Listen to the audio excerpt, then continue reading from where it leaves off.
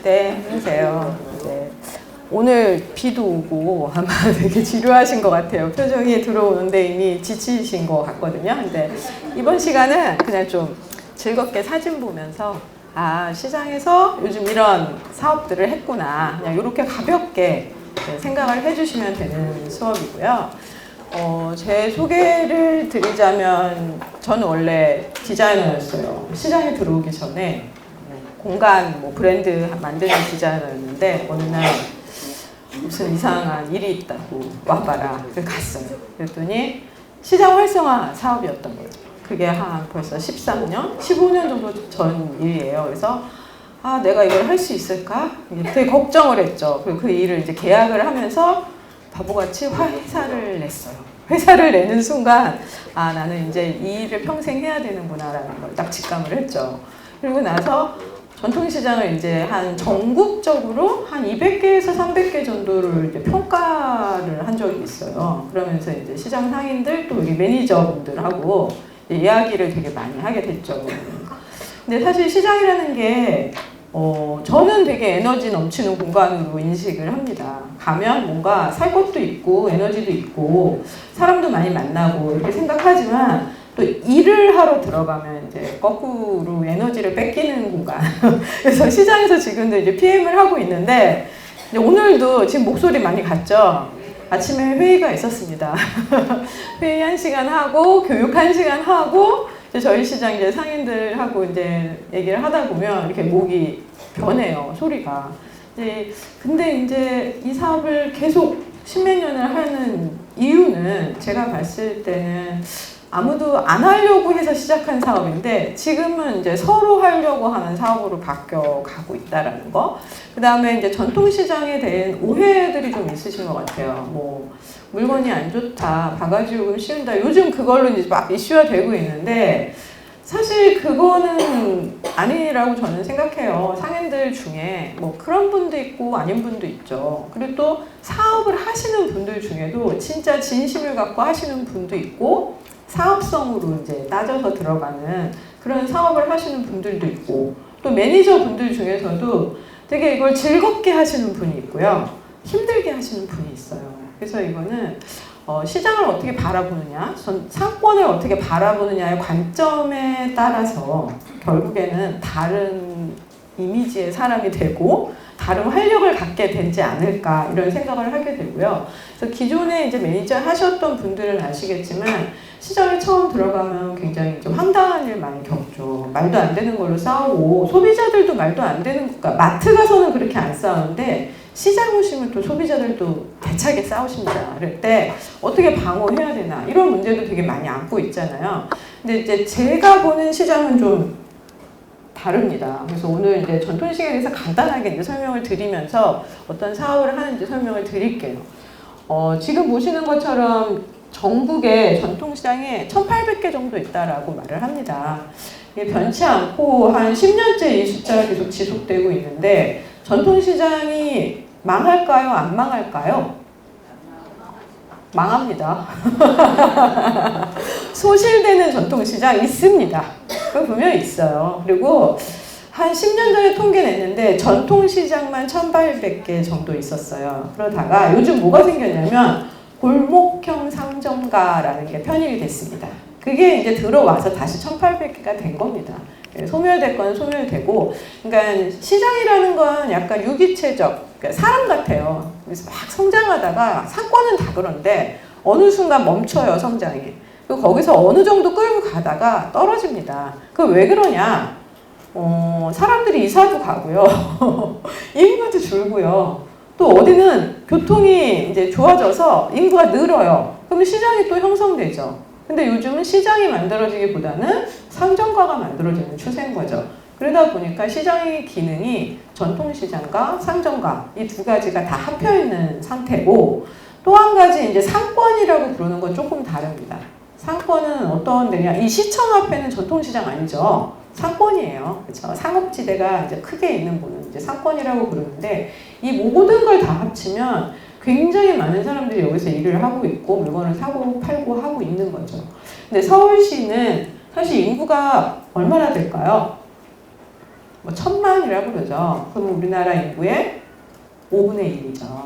그러면 전통시장도 그만큼 있습니다. 그러니까 사람이 사는 곳에 전통시장이 있다라고 생각하시면 되고 17% 정도가 이제 서울시의 전통시장 및 상점가가 있다고 생각하시면 됩니다. 그래서 굉장히 많은 숫자가 있고요. 재밌는 건 서울에 있는 전통시장은요, 두 가지가 있어요. 우선 저희 지금 하고 있는 시장이 청량리 시장인데 청량리 시장의 특징은 도매, 소매가 다 있습니다.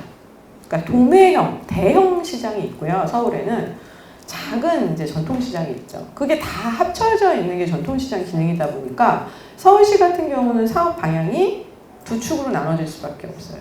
그러니까 특수시장, 도매시장이 활성화되는 방향하고 일반 시장, 그냥 생활용 시장이 활성화되는 방향이 다릅니다.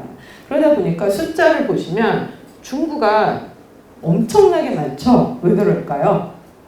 거의, 맞아요.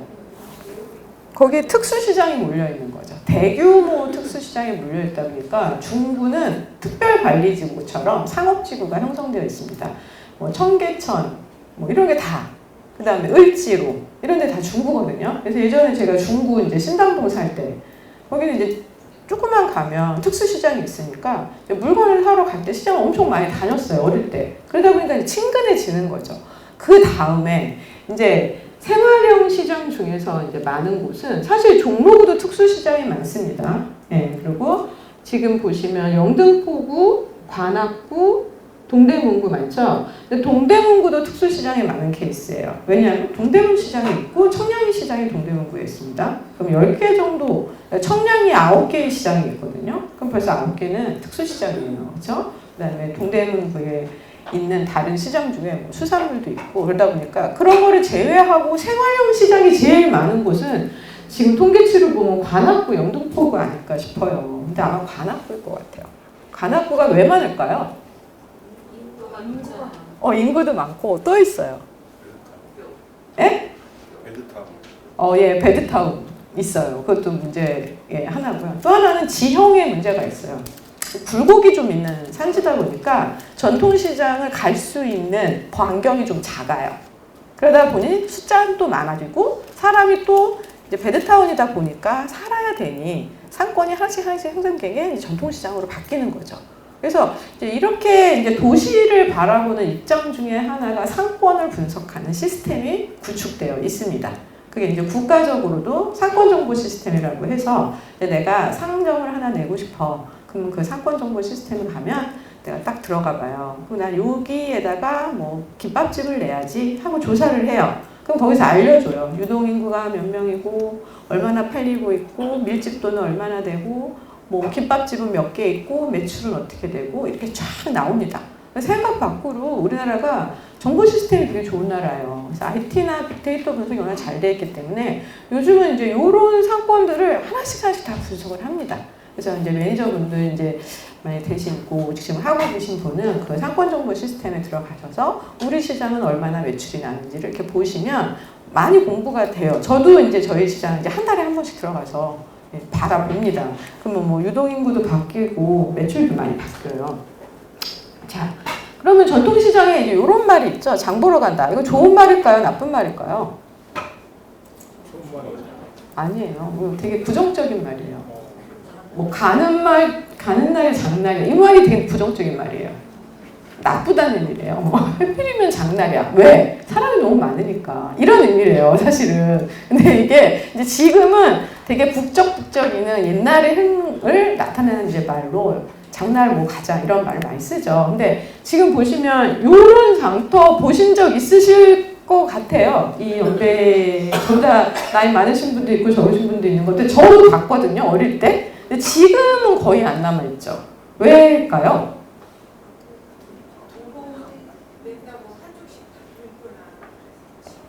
뭐 여러 가지 이유가 있는데 가장 큰 이유가 위생 문제하고 안전 문제 때문에 많이 사라졌어요. 재개발도 작년에 모란시장을 했는데 이제 모란시장은 천지개벽이 일어났죠. 옮겼으니까 시장을. 왜? 지저분하니까. 인지도 이제 문제가 있었으니까 장터를 옮겼어요. 500개, 600개가 이제 장터를 바꿔가지고 신식 시스템에 들어간 거죠. 위생 문제가 가장 크고요. 화재도 많이 났어요. 그래서 이제 이런 장터를 보기는 이제는 좀 어렵지만 옛날에 그러면 저 장터에서 무슨 일이 벌어졌었나를 한번 생각해 보죠. 첫 번째는 물건 사고 판다. 경제적인 거죠. 두 번째는 만남의 장소였어요. 왜 옛날에 이런 말 하죠. 우리 어디서 보지? 그럼 장터에서 봐. 이런 말 많이 했어요. 5일장날 봐. 시골 가면 아직도 그렇게 얘기해요. 부여 사업을 하는데 아, 할머니 언제 또 볼 수 있어요? 그럼 난 장날 가. 이렇게 얘기하세요. 장날 봅시다. 이래요. 뭐 장날 어디서 만나? 이제 그게 이제 사람들 만나는 장소였던 거죠. 그 다음 또 한 군데 있어요. 이미는. 이벤트 3.1 운동이 천안 장터에서 벌어졌어요. 처음에. 그럼 무슨 말이냐? 되게 정치적인 공간이었던 거죠. 그러니까 공공의 정치적인 장소를 장터로 이제 활용을 했고, 그 다음에는 문화예술 향유 장소다. 이게 왜냐면 지금 품바 공연 남아 있잖아요. 예전에 이게 뭐 품바 외에도 연희패나 남사당패가 장터에서 놀았습니다. 그래서 지금도 시골에 가면 이런 문화가 남아있는 장터들이 있습니다. 그러니까 이게 되게 이제 옛날에만 이랬을까요? 아니에요. 요즘도. 예, 물건 사고 팔죠. 물론 물건 사고 파는데 또 한 가지 특징은 여기 지금 슬세권이란 말 들어보셨나요? 슬세권. 맞아요. 슬리퍼. 저 오늘 슬리퍼 신고 왔는데 비 와가지고 슬리퍼를 신고 갈 수 있는 곳. 저는 제주도까지 슬리퍼 신고 가요. 우리 집 앞마당처럼. 그런데 일반적인 사람들은 슬리퍼를 보통 걸어 다닐 수 있는 반경을 슬세권이라고 하죠. 그래서 이 슬세권이라는 말이 벌어지면서 우리는 그냥 시장을 놀러 가는 기분으로 바라봅니다. 이거는 그러니까 되게 전통적인 개념인 거죠. 그래서 지금 슬세권이 굉장히 잘 돼요. 이유는 코로나가 터지면서 많은 대형마트를 안 가고 슬세권 상권이 굉장히 많이 발달을 했어요. 그래서 시장도 굉장히 좋아졌고, 오히려 코로나 시대에는 코로나 시대 시장이 좋아진 이유는요, 밀폐 공간이 아니어서요. 코로나 때 딱 터지고 시장에 있었는데 막 걱정했어요. 여기서 막 사건 사고 일어나는 거 아니야? 누구 하나 막 죽는 거 아니야? 막 걱정했는데 한 3달 지나도 우리는 괜찮겠다, 홍보하자. 왜? 여기가 위에가 뚫려 있고 옆에 뚫려 있어서요, 전염이 안 돼요. 바람이 불어가지고. 그래서 마트에 가시던 젊은 사람도 시장을 오는 거예요. 그래서 시장 매출은 한 1년 정도는 힘들다가 나중에 다시 조금씩 올라가기 시작했어요. 지금 거의 다 이제 회복이 끝났고요.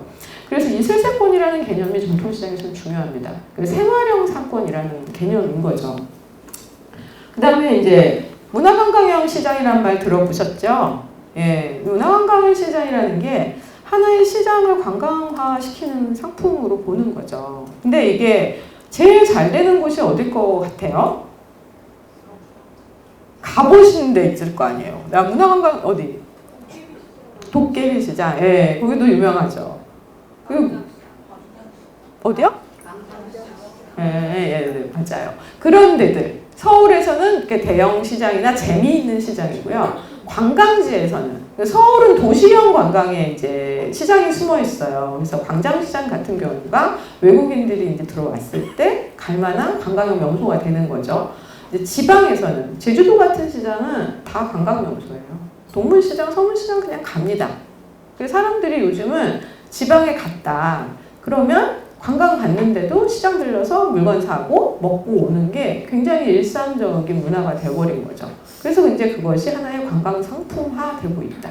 사실 이게 되게 중요한 포인트인데, 우리가 해외여행을 간다고 생각해 봅시다.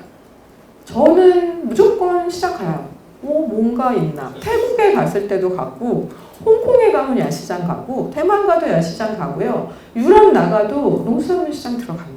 어떤 걸 파나 궁금한 거죠. 그게 그 나라의 문화를 보는 하나의 척도가 되어가고 있는 추세죠.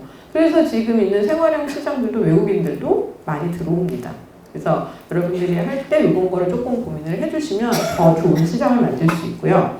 그 다음 이제 대중예술이나 문화활동이 들어오는데요. 이건 이제 젊은 친구들이 요즘 뭐 하냐면요. 버스킹을 이제 시장에서 하는 문화가 좀 생겼어요. 그래서 신청이 들어와요. 우리가 무슨 날 가서 버스킹 하면 안 될까요? 근데 굉장히 좋은 증상이라고 생각해요. 그리고 대학생들도 가끔 시장에 와서 무슨 조사를 해요. 그래서 제가 이제 대학에서 이제 애들을 가르치는데 이번에 주제가 뭐 부천에 있는 어디 도시재생 지역에 무슨 시장을 이제 개발하는 프로젝트를 했어요. 근데 애들은 해맑은 눈으로 시장을 바라보기 때문에 아주 이상향이 나오죠. 근데 그것도 되게 의미 있는 거죠. 그 친구들이 바라보는 시장은 약간 놀고 먹고 즐기는 걸 추구한다는 거죠. 그러니까 물건을 사고 파는 건 두 번째고 와서 놀만한 곳이면 먹고 즐기고 살 수 있다라는 생각이 이제 젊은이들에게 이제 내재되어 있죠. 그래서 이런 시장의 기능을 이제 잘 제가 바라본 결론은 이런 말이 있어요. 제3의 공간이라는 책이 있거든요. 공간 뭐 이론서라고 보기에는 조금 가벼운 책인데 여기에 보면은 시장하고 딱 맞는 얘기가 있습니다. 그래서 제1의 공간은 집이에요. 그렇죠? 집 없이 사는 사람은 없잖아요. 제일 중요한 공간은 사실 거주 공간이고 제2의 공간은 일하는 공간이죠. 뭐 회사나 학교일 수도 있고. 근데 제3의 공간은 어디냐라는 게 이제 여기에 질문이었습니다. 근데 이 책에서는 인위적으로 연출한 분위기가 없기 때문에 정감을 느낄 수 있고 이게 딱 저는 이걸 읽는 순간 시장인데? 이런 생각이 드는 거예요. 그리고 집 근처에 있어서 편리하며 부담 없이 누구나 이용할 수 있고 어떤 식으로든 부정적인 이질감이나 상대적 박탈감을 주지 않기 때문에 집처럼 편안한 공간을 제3의 공간이라고 외국에서 어떤 학자가 말을 했어요. 그래서 저는 이걸 읽는 순간 그래 시장이 딱 이 이미지에 맞는 거죠. 그래서 제3의 공간처럼 시장이 변화한다면 사람들은 시장에 와서 좀 더 많은 걸 사고 놀고 즐기고 갈 수 있지 않겠냐라는 생각으로 저는 시장 사업을 진행합니다. 그래서 여러분들도 만약에 시장에 들어가서 일을 하게 된다거나 상인들하고 무슨 사업을 할 때면 사실 저는 전통시장이 굉장히 제3의 공간으로 가치 있고 좋은 공간이라고 생각을 해요. 이 책에서는 제3의 공간으로 다룬 제일 큰 공간은 서점이었어요. 서점이 이래요. 동네 서점이. 그쵸? 그러니까 동네 서점도 근데 사실은 무슨 공간이죠? 원래 기능은 사고 파는 책을 사고 파는 공간이죠. 그래서 이런 상업 공간 중에 제3의 공간이 될 수 있는 몇몇 곳이 있어요. 또 유명한 곳이 있죠. 카페, 그렇죠? 스타벅스. 경동시장 스타벅스는 미어 터집니다. 정말 1000명, 2000명 들어오는데 이제 그러한 공간들을 제3의 공간이라고 부릅니다.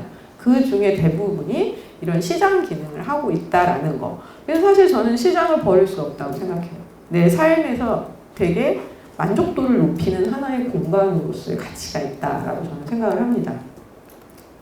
이제 사업을 소개해달라는 얘기를 들었어요. 전통시장에 너무 많은 사업이 있어요. 근데 세 가지 축으로 봅니다, 우리는. 하나가 이제 휴먼웨어 사업이고요. 하나는 소프트웨어, 하드웨어인데요. 휴먼웨어는 뭐 교육 사업이 대부분이죠. 첫걸음 시장 사업도 휴먼웨어에 가깝죠. 왜냐하면 상인의 역량을 강화시켜서 자기 스스로 활성화 사업을 할 수 있게 만드는 기본적인 교육 사업이라고 보시면 됩니다. 굉장히 많아요. 뭐 역량 강화 사업은 워낙 많이 지금 뿌리고 있고 온라인으로도 계속 지속적으로 하고 있습니다. 그러니까 매니저 교육도 시키지만요. 상인 교육도 엄청나게 시켜요. 근데 저는 불만이 좀 많아요. 이 교육에 대해서. 상인들은 오늘도 교육시키는데 30분을 못 앉아 계시거든요. 2시간, 지금 힘드시죠? 벌써. 2시간 앉아있으려면 저도 힘들어요. 그러니까 이거를 조금, 좀 다른 방법이 없을까, 교육을 하는, 저도 언제나 고민인데, 저희는 뭐, 저희 시장에서 그냥 30분만 앉아있으면 어떻게든 해결해 드리려고 노력을 합니다. 그래서 30분 앉아있고 30분 먹다 가셔도 좋으니까 1시간은 좀 앉아있어 주세요. 이제 이런 식으로 저도 교육을 하는데, 근데 교육을 안 하는 것보다는 하는 게 확실히 효과가 있거든요. 오늘도 이제 뭐 티격태격 싸우기도 하고 뭐 질문도 이상한 질문을 하지만 그거 자체가 굉장히 의미 있는 교육이라고 생각하고요. 그 다음에 이제 경영대화 사업인데 이게 소프트웨어 사업이죠. 그래서 문화관광 사업이나 뭐 이런 사업들은 다 소프트웨어 사업입니다. 그러니까 하드웨어 사업은 시설현대화 사업이에요. 시설현대화 대표적인 게 아케이드 만드는 거죠. 아니면 고객센터, 주차장 이런 것들은 다 이제 시설현대화 사업이라고 분류합니다. 그래서 처음부터 이제 저희가 시장 사업을 구축할 때 요 세 가지 축으로 짰습니다. 그래서 요 세 가지 중에 한 가지에 들어가는 사업들을 이제 계속 발굴을 하는 거죠. 그래서 뭐 안심 디자인, 안전 디자인, 뭐 화재 공제 뭐 이런 것들도 다 이제 이후 바탕으로 시작이 된 사업이고요. 제가 되게 말이 빠른 편이라 아마 빨리 끝내드릴 거예요. 걱정하지 마세요. 이게 이제 5가지 욕구 단계가 있다가 머슬로우는 얘기를 했습니다. 심리학자죠. 이분은 제일 중요한 게 생리적인 욕구, 그 다음에 안전에 대한 욕구를 이제 충족시켜야 인간이 만족할 수 있다라고 이제 말을 하고 있는데, 이 생리적인 욕구가 사실은 가장 사람이 중요하죠. 화장실 가야 되고 먹어야 되니까. 근데 이제 시장에 오면 이게 문제가 해결이 안 될 때가 있어요. 그쵸? 화장실 너무 부족할 때 있거든요. 그런 시장 아직도 많아요. 그리고 지저분한 거, 관리 안 되는 화장실. 근데 사실 이런 생리적인 욕구조차도 풀지 못하는 공간이면 그 공간은 시설현대화사부터 다시 해야 되는 거죠. 이렇게 진단하시면 됩니다. 근데 안전에 대한 욕구는 뭐냐면 내가 여기 왔을 때 불안하고 안전하지 않다 그러면 안 가겠죠. 우리 예전에 나 20대 초반이었던 것 같은데 왜 다리 무너지고 백화점 무너지고 이런 일이 있었잖아요. 그렇잖아요. 예. 그런 일이 안전 문제하고 직결이 돼요. 근데 시장이 만약에 그렇다 그러면 안 옵니다. 근데 무슨 일이 있었죠? 화재. 한 2017년부터 이제 이 사태가 엄청 심각해졌는데 이게 2012년부터 2016년까지인가 5년간의 통계를 봤는데 236건의 전통시장 화재가 있었다고 합니다. 그래서 2017년쯤에 이제 새로운 안을 내놔라 국가에서. 그래서 사업을 이제 진행하게 돼요. 근데 그때 일어난 사건이 이 소래포구 시장에 불이 났죠. 2017년에 330건 중에 220개가 탔고요. 어떻게 됐죠? 그 다음에 철거당했죠. 그리고 나서 지금 2020년에 새로 지었습니다. 그래서 대모양으로 굉장히 현대화된 시장을 변모했고요. 근데 이 불이 나고 나서 국가에서 이제 지정을 했습니다. 전통시장은 불 나지 않게끔 방법을 연구해라. 그래서 무슨 사업이 됐죠? 네, 화재 감지기를 설치해주는 사업이 생겼습니다.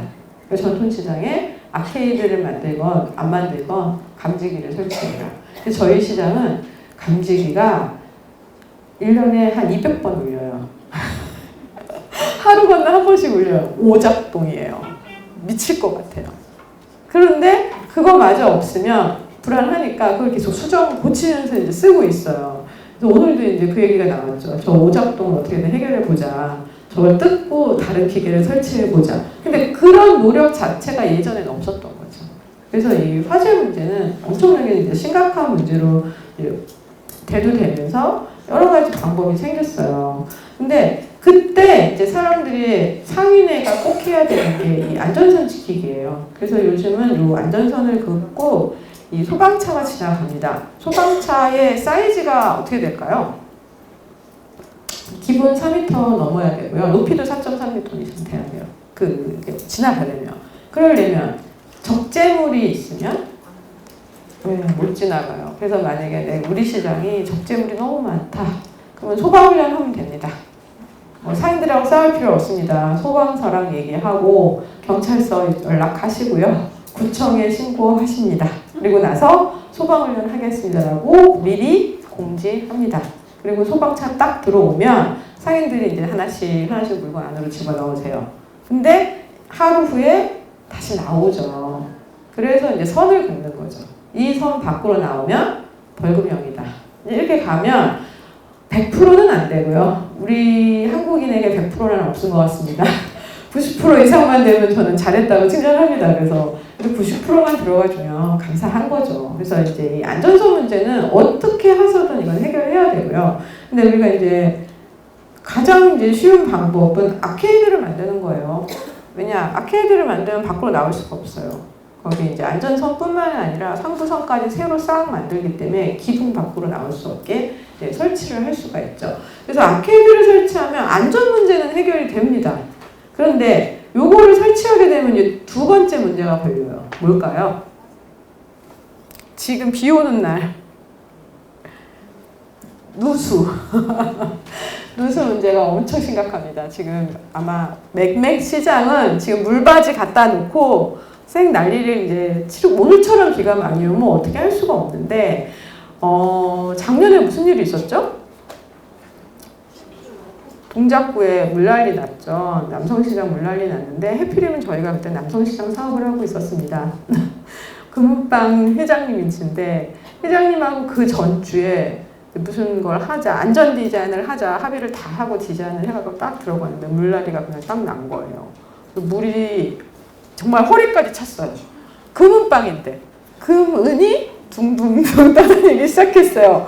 회장님이 진짜 난리가 난 거죠. 그래서 그분이 이제 그 다음 주에 이제 통화를 했는데 내가 너무 힘이 들어서 사업을 미룹시다. 그래서 이제 2주를 미뤘어요. 그러면은 이분은 근데 이제 하시는 말씀이 나는 그래도 보험이라도 들었지. 금은방이니까 보험 들었겠죠. 그 옆에 야채 가게 이런 데는 보험 안 들었어요. 그래서 이제 풍수의 보험이라는 게 생겼습니다. 작년부터 그거 들라고 엄청 연락 와요. 드는 게 좋겠죠. 화재공제조합에서 하는 화재 보험도 있어요.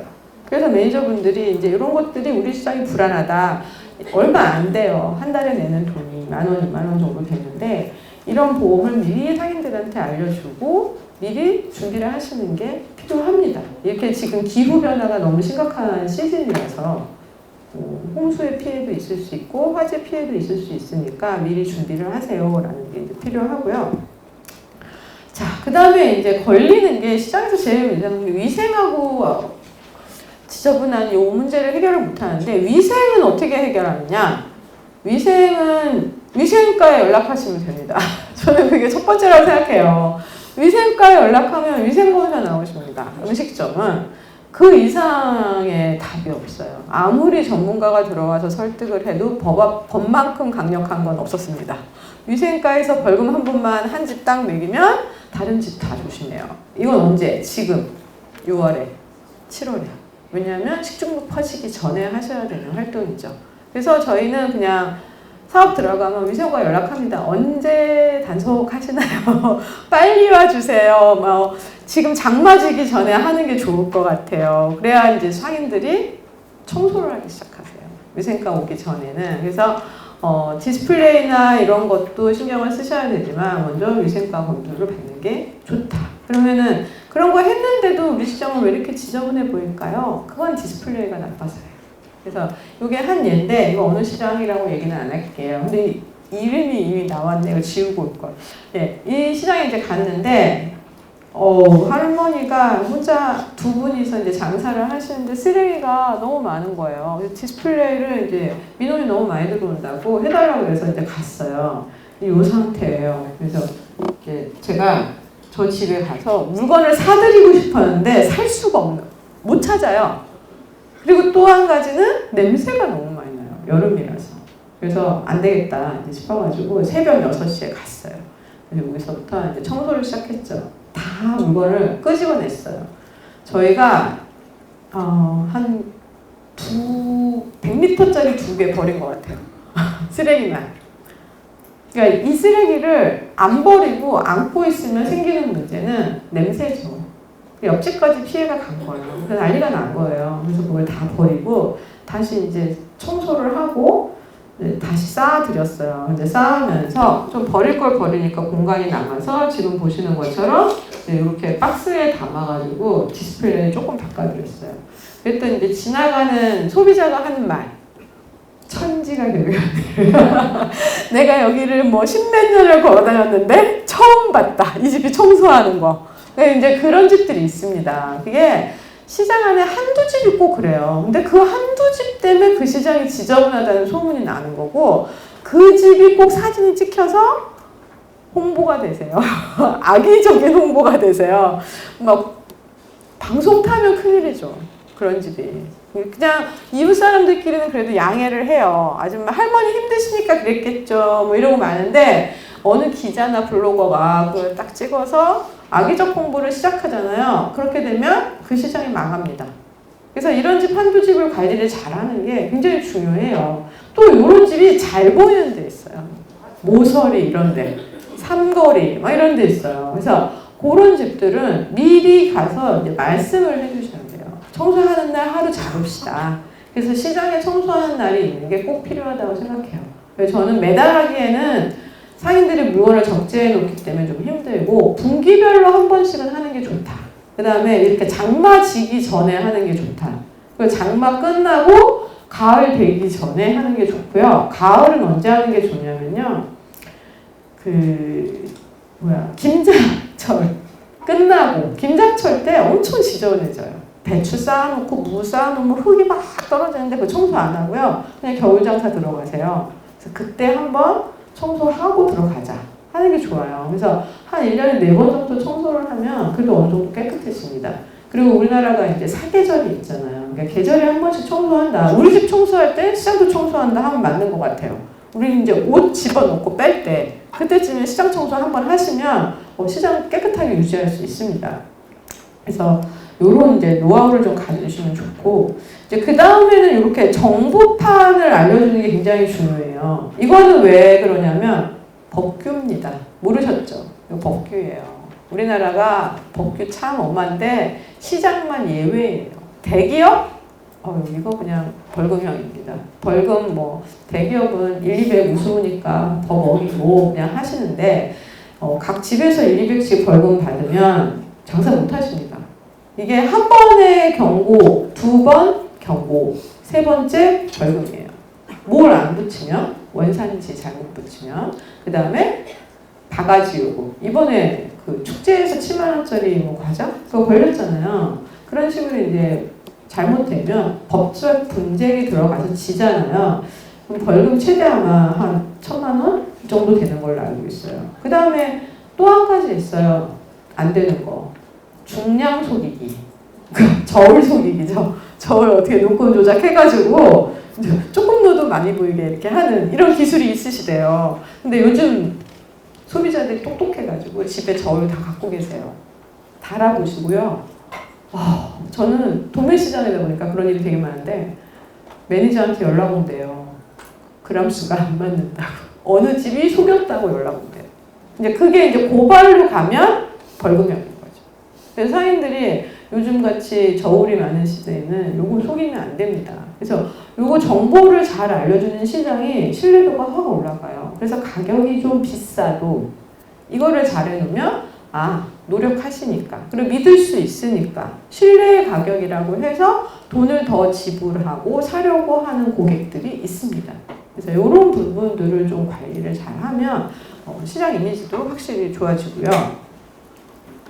그 다음에 이제 친절해지기 위한 또 한 가지 노력이 필요한데요. 그거는 안전선화와도 관계가 있어요. 간판 정비예요. 간판 정비. 간판 정비는 시장에서만 중요한 거 아니고 그냥 일반 건물형 상가에서도 되게 중요한 요소인데 우리나라가 간판법이 이것도 법규예요. 엄청 엄해요. 생각보다. 건물의 30% 이상의 시트지 못 붙이게 돼 있고요. 돌출 간판 허가 이제 안 납니다. 10년 전부터. 기존에 설치된 돌출 간판의 시트는 바꿀 수 있으나 몇 층 높이, 3층으로 알고 있어요. 그 높이 이상의 돌출은 이제는 허가 안 나고 벌금형입니다. 근데 옛날에는 벌금이 달아주는 분한테 벌금을 내게 했어요. 그러니까 그 간판쟁이가 이제 벌금을 냈죠. 근데 법이 바뀌어가지고 그거의 주인과 간판 두 분 다에게 벌금을 냅니다. 그래서 3층 높이 이상에는 이제 돌출 간판을 없애라. 이것도 안전의 문제예요. 저번에 태풍 왔을 때 간판 떨어져서 사람 죽었습니다. 엄청 무서워요, 이거. 그래서 이제 간판을 함부로 달 수 없는 시대에 왔죠. 근데 전통시장만 또 예외네요. 벌금 안 물어요. 1층이다 보니까. 아무렇게나 달아요. 그래서 어떤 일이 벌어지죠? 왜? 전광판이라는 걸 막 붙이는 시장이 있어요. 전광판은 불법입니다. 그거는 벌금형입니다. 왜냐면 옆집에서 민원 들면 그거는 철거하게 되어 있어요. 그 텍스트가 움직이는 텍스트라 함부로 붙일 수 없고 허가사항이에요. 그래서 이제 간판 정비를 하는 시장은 서로에게 도움이 돼요. 옆집에도. 자기 집도 잘 보여요. 그러니까 간판이 크다고 잘 보이는 게 아니거든요. 이제 이렇게 이제 아케이드를 새로 설치하면 간판을 새로 하게 되죠. 그러면서 간판을 축소합니다. 우리가. 그리고 몇 가지 방법이 있는데 이거는 오색시장에서 했던 간판 사업인데 지금 보시면 왼쪽이 원래 간판이에요. 지금 보시는 것처럼 한 1m 정도 되는 간판들이 있었어요. 커튼 장식, 주니어 이런 간판이 있다가 다 없앴어요. 왜일까요? 안 보여요. 왜냐? 시장에 물건을 사러 온 사람이 간판을 볼까요? 안 봐요. 위는 안 쳐다보고요. 아래를 보고 다니는 습관이 있어요. 물건을 보고 다니는 습관이 있다 보니까 위에 있는 큰 간판을 다 철거하자. 상인 회장님이 결정을 내리셨습니다. 필요 없다. 우리 저 간판 뜯자. 불법 간판 다 뜯자. 그래서 사이즈가 얼마 이상의 간판은 잦은 철거에 들어갔습니다. 그리고 나서 지금 보시는 것처럼 저 초록색 조그만 간판 있죠? 저걸 달아드렸어요. 근데 더 잘 보여요. 왜일까요? 겹치지 않아서 옆집하고 뒷집하고 앞집이 이게 톡톡톡톡톡 걸리니까 멀리서도 다 보이는 거예요. 한 5집 정도가. 근데 사실 저 정도는 다 알아보거든요. 그래서 이제 간판 사이즈를 확 줄이고 색깔로 구분하고 글씨를 작게 해가지고 이제 다시 정비를 했습니다. 그래서 오색 시장은 간판 컬러가 5개예요. 5개의 색깔을 입힌 시장이라서 오색 시장인데, 그래서 이 간판 정비 사업을 하고 나서 무슨 일이 벌어졌을까요? 상인들이 싸울 줄 알았는데 안 싸우시게 됐어요. 왜냐? 지금 보시는 것처럼 저기 이제 야시장 셀러무지에 이렇게 했잖아요. 간판 정비하고 이제 야시장이랑 축제가 들어갔어요. 그러면서 이제 조금 더 활성화 사업이 들어가니까 서로 싸우지 않고 이제 양보하는 이제 그런 문화가 이제 생겼고요.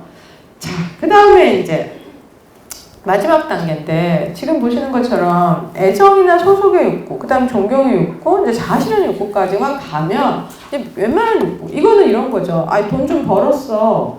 야, 공동체 생활 좀 해보자. 우리도 이제 시장에서 그러죠. 그럼 뭐 하죠? 동아리 만들죠. 네, 이런 거예요. 야, 우리가 이제 시장도 좀 깨끗해지고 안전해졌다. 야, 우리 동아리 한번 만들어 볼까? 공동체 의식이 생기는 거죠. 존경의 욕구는 뭐냐? 상인 중에서도 이렇게 상인 강사도 나와요. 요즘 엄청 잘하세요. 그런 분들은 이제 존경을 받기 시작하는 거예요. 그다음 자아실현을 요구하시는 분들도 굉장히 많으세요. 뭐 지금도 어젠가 우리 시장에서 무슨 일이 있었냐, 뭐 기부문화에 관련된 누가 이제 홍보를 하러 왔는데 물어봤더니 시장에서 뭐 돈을 걷어서 1년에 300만 원씩 이제 기부를 한다고 하시더라고. 이제 자아실현 하시는 거죠. 야, 우리가 이제 이만큼 소비자한테 받았으니 우리도 이제 좀 베풀어 보자 하면서, 그래서 이제 이런 것들이 어떤 사업이 있나, 이게 또 재밌습니다. 그래서 이제 목건 시장 옛날 10몇 년 전 일인데 상인 스토리 간판을 만들었어요. 이야기 간판을 만들었는데 이 이야기 간판 사업을 하면서 제가 이제 알게 된 거는 상인들이 굉장히 꿈이 많았다는 거.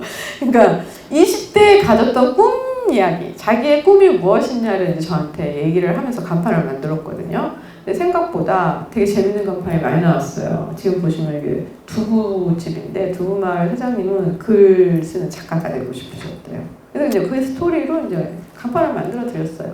그리고 어떤 집은 이렇게 자기는 비행기 조종사가 되고 싶었대요. 그런데 지금은 떡집을 한다고. 이런 분들이 계세요. 근데 이런 이야기를 이제 나이가 한 50, 60 이제 돼서 나 젊었을 때 이랬어. 근데 이런 이야기를 하고 싶으신 거죠.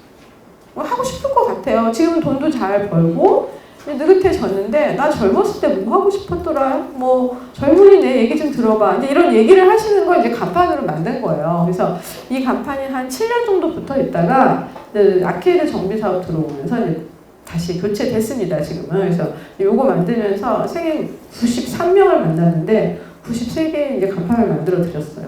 근데 만족도가 되게 높았어요. 그러니까 일반 간판을 만들면 더 좋아할 거라고 생각했는데 의외로 또 이걸 좋아하시는 분들도 계시다라는 거. 그래서 간판에 대한 건 어떤 식으로든 좀 개편을 좀 해야 되는 지금 상황이고요.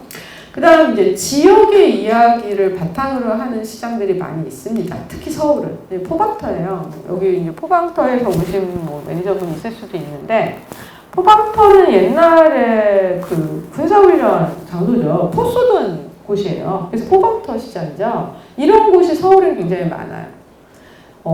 동대문 시장은 어떻게 형성됐을까요? 동대문 패션 타운은? 네? 피난 오신 분들, 그 전에는? 맞아요. 예. 조선시대 생겼어요. 이게. 조선시대에는 여기가 동대문에서 포목을 교환하던 물물 장소가 동대문 시장터예요. 그래서 패션타운이 된 거예요. 그 일대가. 그래서 동대문 시장 같은 경우에는 스토리가 굉장히 많아요. 저런 뭐 옛날 이야기를 끄집어내면 무궁무진한 이야기가 있는데 지금 동대문 시장 안 돼요. 장사 엄청 안 돼요. 왜 안 되죠?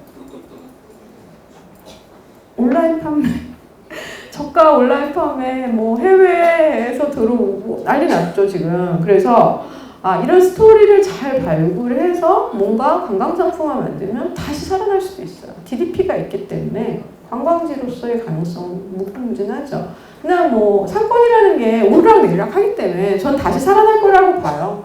뭐 그 지역 자체가 사라지는 건 아닐 거라고 생각하고 포방터는 이렇게 포를 가지고 재미있는 시장을 좀 만들려는 노력이 있었습니다. 그리고 포방터에서 이렇게 당근포 쏘는 사람도 있고 옛날 이야기를 그냥 현대식으로 희화화시킨 거죠. 그래서 애니메이션 캐릭터의 그래픽을 가지고 만들 수 있다는 거.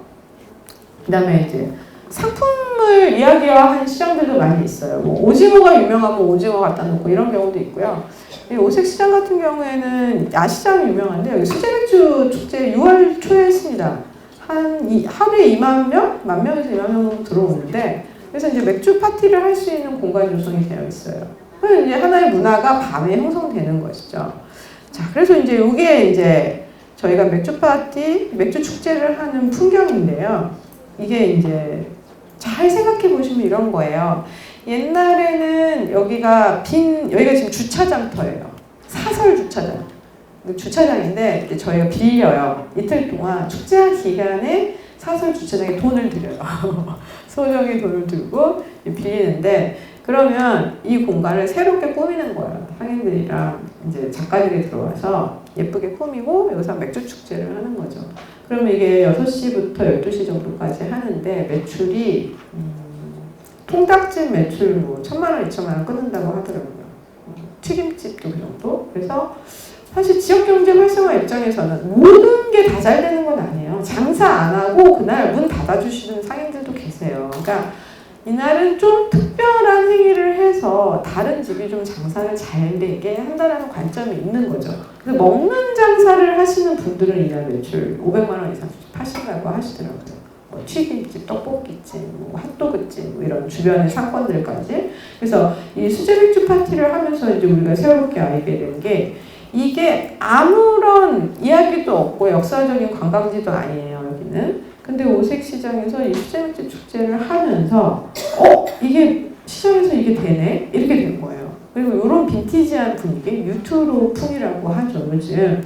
이 뉴트로풍의 어떤 이벤트들이 시장에서 하기 딱 적합하더라. 이런 판단이 쓰기 시작했죠. 그래서 요게 오색시장은 10회, 8회 한 4, 5년 된 것 같습니다. 이 축제를 하기 시작한 지. 그리고 다른 시장이 막 전파됐어요. 수제맥주 축제가. 그러나 여기에는 전국에서 브루어리가 올해 32개 들어왔대요. 제가 할 때 23개 들어왔어요. 이게 3차 문광 들어간 시장인데 여기가 지금 32개 브루어리가 들어온다는 건 무슨 얘기냐면 32개의 수제맥주가 들어오는 거예요. 맛이 다른. 그러면 어떤 일이 벌어지느냐? 수제 맥주를 맛보기 위해서 오는 젊은이들이 생깁니다. 전국에서 몰려 있으니까 한 번에 먹어볼 수 있는 거예요. 그럼 또 어떤 일이 벌어지느냐? 술을 먹으면 무슨 일이? 음주운전. 차를 안 갖고 오세요. 그럼 무슨 일이 벌어지죠? 모텔이 잘 됩니다. 숙박이 이루어집니다. 술축제를 하면. 그래서 요때 1박 2일 동안 모텔이 10,000원이에요. 그 인근에. 그러니까 이 전국에서 요 수제먹지를 먹어보기 위해서 온 젊은 친구들이 여기서 자고 가는 거죠. 그럼 오산시가 굉장히 작은 시예요. 수원 옆에, 화성 옆에 붙어있는. 이때 굉장히 많은 사람이 들어옴으로써 지역경제 활성을 이루어냄으로써 활용이 되는 거죠. 자, 아무런 자원이 없는데 그냥 스토리를 발굴한 거예요, 상인들끼리. 근데 이때 이제 지역의 자원이 있었죠. 누가 있었을까? 브루어리가 하나 있었던 거죠. 이 맥주를 만드시는 분이 한 분 계셨던 거죠. 그분이 시장에 이제 수제맥주 축제 한번 해봅시다. 해가지고 이제 시작된 축제였고, 그래서 제가 이 사업을 할 때 맥주를 만들어 봤어요. 어렵진 않더라고요. 끓여서 이제 수제맥주를 만들었는데 집에도 아직 남아있는 거 있어요. 식초 됐을 거예요. 2년 동안 냉장고에 넣어놨거든요. 원래 그렇게 이렇게 먹는 거래요. 수제 맥주는 워낙 원료가 좋기 때문에 냉장고에 오래 보관을 하면 식초가 된대요. 그래서 얼마 전에 뜯었거든요. 반은 식초고 반은 맥주 맛이에요. 흑맥주를 갖고 했더니 이게 잘 식초를 안 돼요. 세서. 알코올 도수가 흑맥주가 2배거든요. 안 되더라고요. 일반 맥주를 할 걸 잘못했다. 그런데 사실 이런 식문화 자체가 요즘 젊은이들에게 관심사인 거죠. 그래서 술을 만들어보고 먹어보고 하는 행위 자체로도 굉장히 좋은 시장의 콘텐츠가 될 수 있다. 그래서 이런 이제 시장들 이야기는 상당히 많습니다. 근데 이제 상권에 대해서 이제 한 5분만 더 설명을 드릴게요. 그리고 쉴게요. 상권에 대해서 좀 생각해 봅시다. 서울이니까 우리가 살고 있는 곳이 우리가 활동하는 곳이 서울이니까 서울은 피맛볼 만한 상권이 없었습니다. 저 대학 때부터 피맛볼을 다녔는데 몇 년 전에 피맛볼을 갔더니 또 천지개벽이 일어났습니다. 재개발이 돼서 건물이 섰죠. 아쉽죠. 너무 아쉽죠. 옛날에 거기서 빈대떡 막걸리 먹던 곳이 사라진 거예요. 그래서 이제 그 뒷골목을 제가 이제 지나가 봤어요. 그랬더니 남아있어요. 인사동 가는 골목에 아직 좀 흔적이 남아있죠. 근데 옛날에 이제 남아있던 인사동 골목하고 종로 상가의 피막골이었던 골목에는 지금 대형 상가가 들어왔죠. 완전히. 자, 이게 시너지 효과가 날까요? 어떻게 생각하세요? 안 나요? 안 나요. 왜 그럴까요? 타겟층의 문제입니다. 타겟이 안 섞여요. 피막거리에 오는 타겟과 이 젊은 애들이 오는 타겟이 이게 섞이지가 않는 사건을 2개를 물려놓으니까 한계가 이제 생겨버린 거죠. 그래서 저희가 이제 이런 이야기가 있는 사건을 개발을 할 때는 좀 타겟을 좀 보고 개발하자라는 게 되게 중요한 게 이제 여기 종로 3가의 이야기입니다. 사실 되게 아쉽죠. 근데 요즘 바뀌고 있습니다. 타겟의 문제가. 어떻게 바뀌었을까요? 연령별 타겟이 좀 사라지는 분위기입니다. 그게 무슨 말이냐? 액티브 실버 이런 말 들어보셨어요? 활동적인 60대, 70대들이 엄청 늘어났고 그들이 우리나라에서 가장 돈 있는 나이대예요. 요즘 젊은 애들이 돈을 많이 못 벌고 50대 이상의 돈을 버세요. 그러다 보니까 상권의 타겟을 젊은 애들로 가면 가격대가 낮은 거는 어느 정도 팔려요. 떡볶이, 만두, 술 이런 정도는. 근데 약간 고급이나 많이 사 먹는 것들은 오히려 5, 6, 70대가 더 많이 사는 경향도 사실 나타나고 있다. 라는 거죠. 그거 어디서 볼 수 있냐면 골프장. 골프장 절대 싸지 않죠, 음식들. 또 골프장에 오시는 분들 다 연세 많으세요. 어느 정도 물론 젊은 친구들 중에 골프 치러 오는 친구들 많지만은 지금 가서 봐도 60, 70대 굉장히 많으세요. 그러니까 그 계층을 잡는 것도 하나의 방법이죠. 근데 취향으로 바뀌고 있다는 거예요, 계층이. 그러니까 요즘은 20대, 30대, 70대도 같이 모여서 먹거나 놀 수 있는데 취향이 비슷해요. 락을 좋아해? 락 페스티벌 가십니다. 저 70대 할아버지 락 페스티벌 가시는 거 봤고요. 제 주변에 5, 60대 친구들 중에도 락페 가는 친구들이 있습니다. 재즈 페스티벌 가는 친구들도 많이 있고요. 그러니까 사실은 요즘에는 테이스트의 문제가 변해버린 거죠. 그래서 타겟층을 잡을 때 우리는 예전에는 연령으로 끊었다면 요즘은 취향으로 좀 바뀌고 있다. 이렇게 생각을 하시면 조금 우리 상권을 어떻게 발굴하는 게 좋을까? 어떤 사업이 들어오는 게 좋을까? 생각을 하실 수 있을 것 같아요.